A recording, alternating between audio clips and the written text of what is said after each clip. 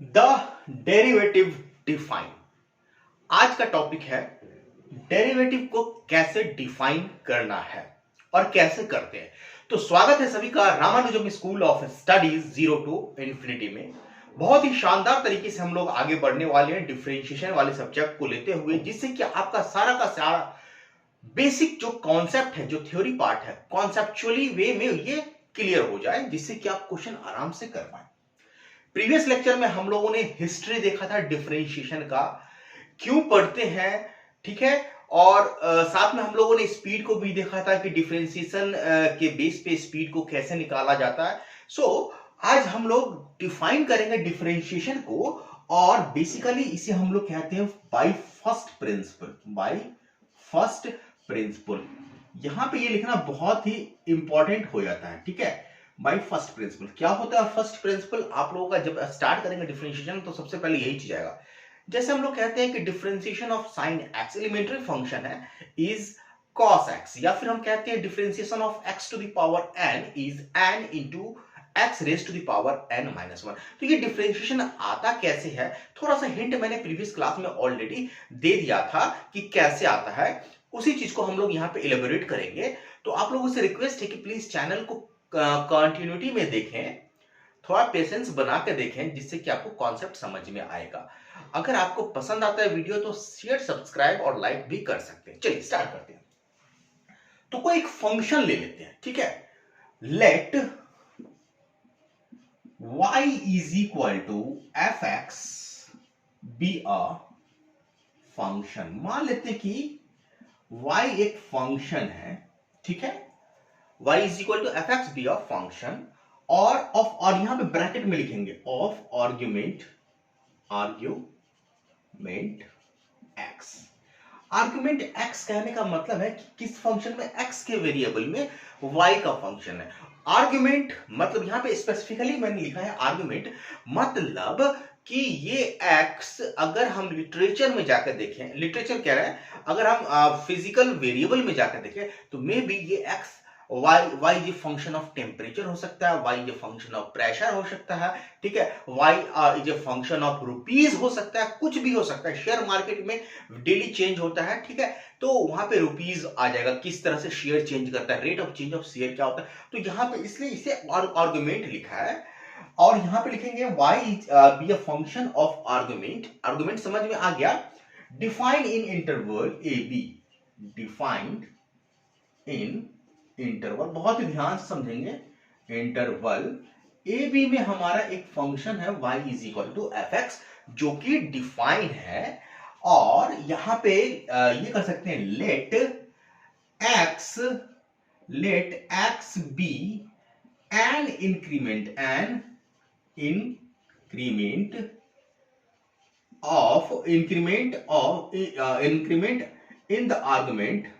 The argument, ठीक है, x and may be positive और निगेटिव, मे बी पॉजिटिव और निगेटिव। यहां पे इस चीज को ध्यान रखना है कि जो आर्गुमेंट है x, इसमें हमने थोड़ा सा x भी जो x है डेल्टा x यहां पे लेंगे। एक आर्गुमेंट हम लोगों ने x में इंक्रीज किया, डेल्टा x, किसमें, x में डेल्टा x इंक्रीज किया। और ये इंक्रीज जो है या तो पॉजिटिव हो सकता है या फिर निगेटिव हो सकता है। थोड़ा सा ग्राफिकल वे में हम बाद में समझेंगे, ठीक है।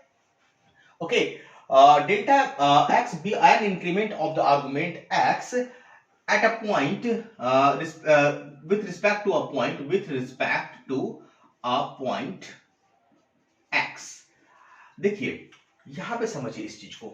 अगर हमने एक ग्राफ को ड्रॉ किया, ठीक है, ये एफ एक्स का ग्राफ है, ठीक है, that is y is equal to f x, और ये आर्गुमेंट है x। तो एक फंक्शन को डिफाइन किया एक इंटरवल a और b के बीच में। सपोज a और b ये a इंटरवल है, और यहाँ पे यहां से यहां तक ये डिफाइन हो गया एक फंक्शन। सपोज ये फंक्शन का ग्राफ है, ओके, a और b के बीच में, a के करस्पॉन्डिंग ये है, b के करस्पॉन्डिंग ये है, ठीक है। और ये एक x वेरिएबल में है, आर्गुमेंट कुछ भी हो सकता है जैसा कि हमने बताया। किसी पर्टिकुलर पॉइंट x ले लेते हैं, यहां पे x पे ये कोई पर्टिकुलर पॉइंट हो गया, ठीक है। यहां से एन इंक्रीमेंट किया क्या, डेल्टा एक्स का, ठीक है। तो देखिए एफ एक्स, ये अगर एक्स है तो ये हमारा क्या होगा बच्चों, ये एफ एक्स हो जाएगा, ठीक है, एफ एक्स का वैल्यू हो जाएगा ये, ठीक है, एफ एक्स का वैल्यू। अब थोड़ा सा इंक्रीमेंट करते हैं डेल्टा एक्स, चाहे इधर, ठीक है, राइट हैंड साइड या फिर लेफ्ट हैंड साइड, ये डेल्टा एक्स थोड़ा सा इंक्रीमेंट है, तो इसके करस्पॉन्डिंग हमारा जो है ये यहां पे आ जाएगा, अगर ये डेल्टा एक्स इधर करते हैं या फिर ये यहां पे आ जाएगा, डेल्टा एक्स यहां पे करते हैं, ठीक है। सो ये हमारा क्या हो जाएगा, F x plus delta x. ये डेल्टा एक्स पॉजिटिव भी हो सकता है, निगेटिव भी हो सकता है, या इसे कहेंगे f x plus delta x. Okay, so with respect to any point अगर हम इंक्रीमेंट करते हैं आर्गुमेंट में डेल्टा एक्स का, तो इससे क्या होगा, जो फंक्शन है y is equal to f x, इसमें क्या होगा, इंक्रीमेंट होगा, will receive an increment, will receive an increment, an increment कितना होगा, डेल्टा y, ध्यान समझेंगे यहां पर डेल्टा y का इंक्रीमेंट होगा। देखिए जैसे हमने, ये हमारा एफ एक्स था, ठीक है, हमने डेल्टा एक्स इंक्रीज किया, तो इसके कारण ये f x plus delta x है, तो ये जो इंक्रीमेंट है that is delta y, positive भी हो सकता है, नेगेटिव हो सकता है। So this delta y is, ये जो इंक्रीमेंट आया basically f of x plus delta x minus f of x, मतलब फंक्शन डेल्टा वाई में क्या इंक्रीमेंट हुआ, ये चीज हम लोगों ने लिखा, ठीक है। अगर डेल्टा एक्स इनफाइनाइटेसिमल हो, if delta x is infinitesimal, decimal बहुत ही छोटा हो, डेल्टा एक्स चेंज बहुत छोटा हो डेल्टा एक्स में, then delta y also infinitesimal, infinitesimal, ठीक है। अगर डेल्टा एक्स बहुत छोटा, डेसिमल आ जाएगा यहाँ पे, तो डेल्टा एक्स अगर बहुत छोटा हो तो डेल्टा वाई भी, change in y is also very small. So अगर हम इस रेशियो की बात करें delta y over delta x, so this is equal to, ध्यान से देखेंगे, f of x plus delta x minus f of x divide by f delta x, ये रेशियो की बात कर लिया हमने, ठीक है।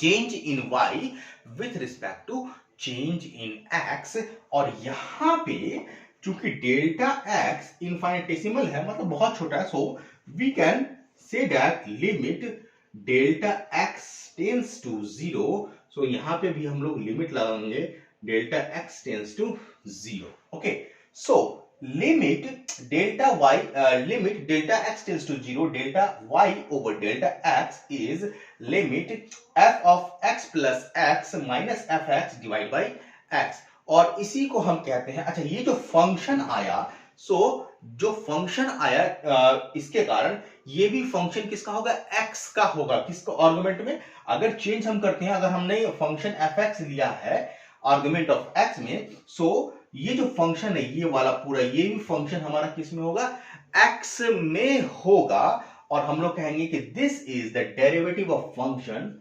Derivative of function of fx, fx derivative का, fx का डेरिवेटिव होगा, मतलब fx के फंक्शन का जो डिफरेंशिएशन होगा वो ये होगा, और इसे हम लोग डिनोट करते हैं, डिनोटेड बाय या तो f डैश x कह लेते हैं, या फिर हम लोग y डैश कह लेते हैं। एक डिफरेंशिएशन करना है तो एक आएगा, दो बार करेंगे तो दो बार हम लोग डैश लिखेंगे।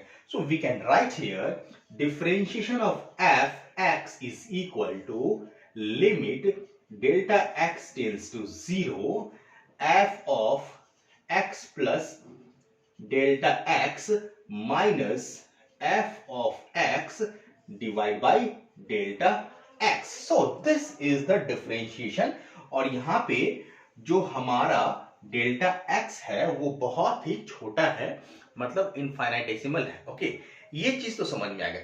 तो हम लोग क्या कहेंगे कि ध्यान से देखेंगे, a derivative function is the limit, a derivative function, this is the function derivative, ये देखिए ये फंक्शन है, इस फंक्शन का derivative f dash x is the limit, ठीक है, मतलब derivative function is a limit, किसका लिमिट है, to which tends the ratio of infinitesimal increment of the function to corresponding infinitesimal increment in the argument।